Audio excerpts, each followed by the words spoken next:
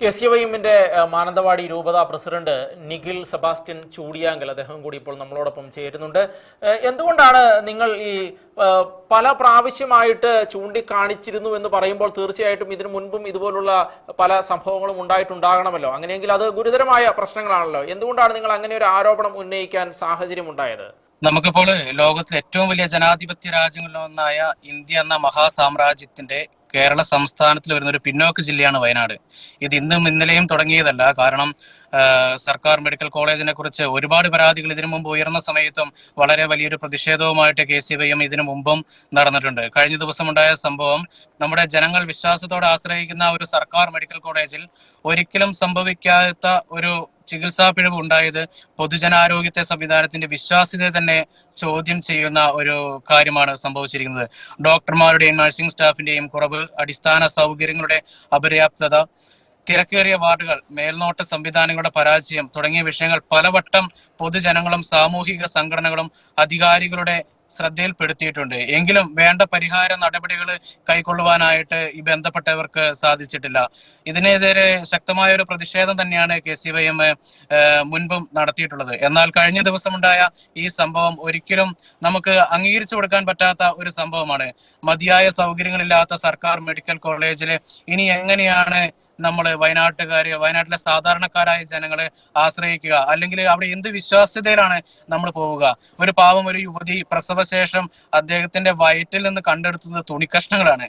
നാം ഒരു മെഡിക്കൽ കോളേജിനെ അല്ലെങ്കിൽ ഒരു ആശുപത്രിയെ ആശ്രയിക്കുമ്പോൾ നമ്മുടെ ഇടയിൽ നമ്മുടെ ഒരു വിശ്വാസത്തിന്റെ പുറത്താണ് ഈ പറയുന്ന സ്ഥാപനങ്ങളിലേക്കൊക്കെ കയറി ചെല്ലുന്നത്. ഇത് ഇന്നും ഇന്നലെയും തുടങ്ങിയ ഒരു സംഭവമല്ല. ഇതിനു മുമ്പും ഇത്തരം സംഭവങ്ങൾ നമ്മൾ കണ്ടുവരുന്നുണ്ട്.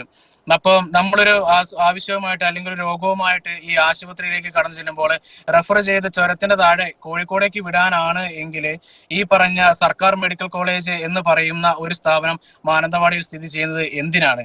പേരിൽ മാത്രം ഒതുങ്ങുന്ന ഒരു മെഡിക്കൽ കോളേജ് ആയിട്ട് നമുക്ക് ഈ മെഡിക്കൽ കോളേജിന്റെ ആവശ്യമില്ല. കാരണം പേരിൽ മാത്രം ഒതുങ്ങി നിൽക്കാനാണെങ്കിൽ എന്ത് വിശ്വാസത്തിലാണ് നമ്മൾ അങ്ങോട്ട് പോവുക?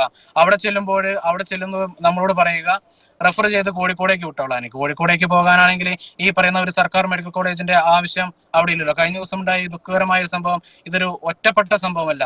ഇത് മുന്നറിയിപ്പുകൾ അവഗണിച്ച ഭരണ പരാജയത്തിന്റെ ഫലമാണ് എന്ന് അഭിപ്രായപ്പെടാനാണ് ഞാൻ ആഗ്രഹിക്കുന്നത്.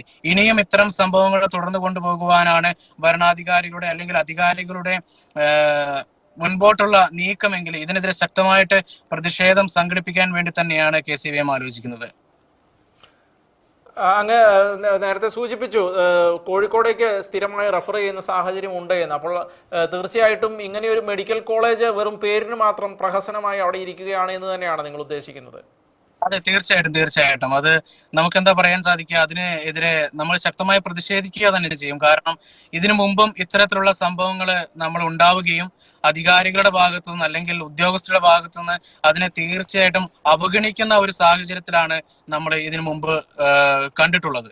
ഈ സംഭവത്തിലെ സമഗ്രവും സുതാര്യവുമായ അന്വേഷണം നടത്തിയിട്ട് ഉത്തരവാദികളെ നിയമത്തിന് മുൻപിൽ കൊണ്ടുവരണം എന്ന് തന്നെയാണ് KCYM ആവശ്യപ്പെടുന്നത്.